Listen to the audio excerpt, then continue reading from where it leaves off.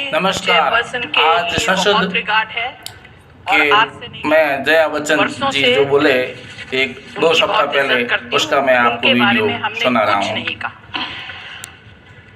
ये मेरा आपसे रिक्वेस्ट है, आप कहेंगे हम बैठ जाएंगे, डिप्टी चेयरमैन कहेंगे हम बैठ जाएंगे, मगर कोई और सदस्य हाथ हिला के अगर हमें सांसद जया बच्चन जी का जबरदस्त भाषण संसद में हुआ। यू टेल अस कि सवाल नहीं ले सकते, there are problems, we will take it later, we understand, they are not school children.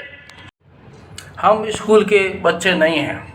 Shrimati Jaya Bachchan माननीय सांसद ने संसद में बहुत महत्वपूर्ण मुद्दा उठाया, जिसके लिए उनको हम सलाम करते हैं।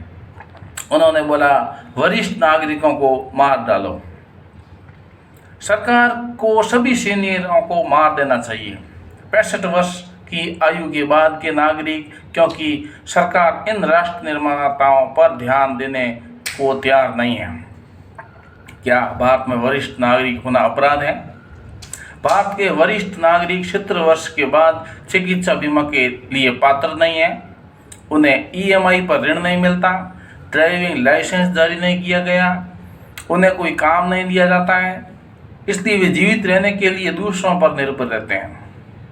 उन्होंने सेवानिवृत्ति की उम्र 60-65 तक सभी करों बीमा प्रीमियम का भुगतान किया था। अब सीनियर सिटीजन बनने के बाद उन्हें सारे टैक्स चुकाने होंगे।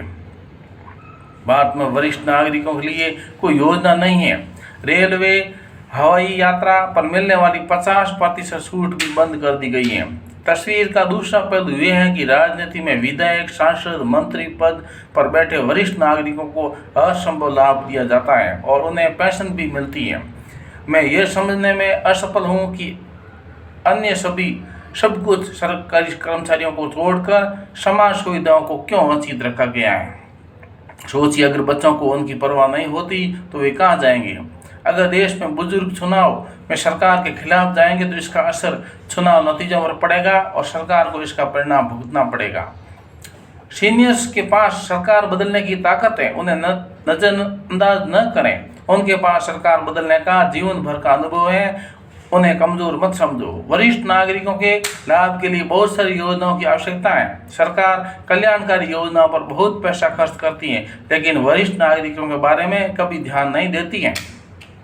इसके विपरीत बैंकों की ब्याज दरों में कमी के कारण वरिष्ठ नागरिकों की आय घट रही है।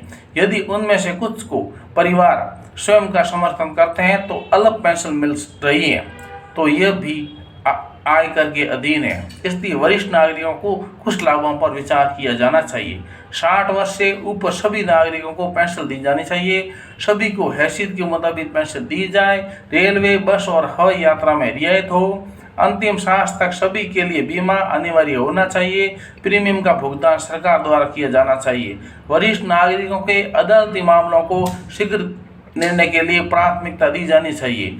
हम हर शहर से सभी सुविधाओं से युक्त वरिष्ठ नागरिकों के घर हो और सरकार को 10-15 साल पुरानी कारों के विक्रय करने के नियम में संशोधन करना चाहिए। यह नियम केवल वाणिज्य वाहनों के लिए लागू किया जाना चाहिए। हमारी कारें ऋण पर खरीदी जाती हैं और हमारा उपयोग 10 वर्षों में केवल 40,000 से 50,000 किलोमीटर तक ही होता है।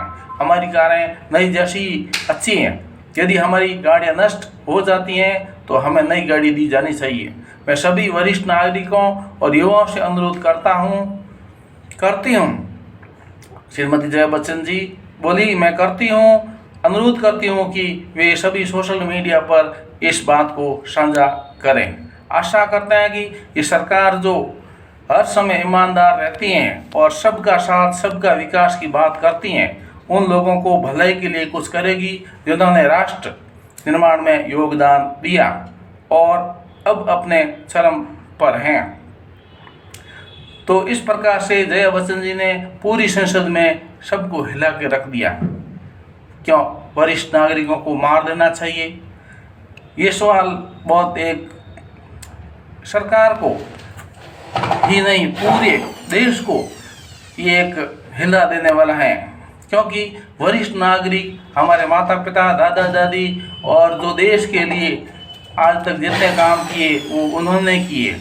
हम तो उनके बताए रास्ते पर चल रहे हैं, तो उनको कुछ सुविधाएं हैं वो मिलनी चाहिए। उनकी नौकरी को नहीं घटाया जाना चाहिए। उन्हें पेंशन और बीमा वगैरह भी होना चाहिए। उनकी जो गाड़ी है उसको भी रियायत देनी चाहिए, वो गाड़ी चलनी चाहिए, ना कि प्रदूषण के वक्त बंद कर देनी चाहिए। इस प्रकार से जया बच्चन जी का जो 20 साल का जो राज्यसभा का जो कार्यकाल था उसको अभी पूरा हो रहा है, और वो पूरे होते होते संसद के लास्ट भाषण में ये सब बातें बताई। आप मेरे वीडियो को लाइक कीजिए, सब्सक्राइब कीजिए और शेयर कीजिए। बहुत बहुत धन्यवाद।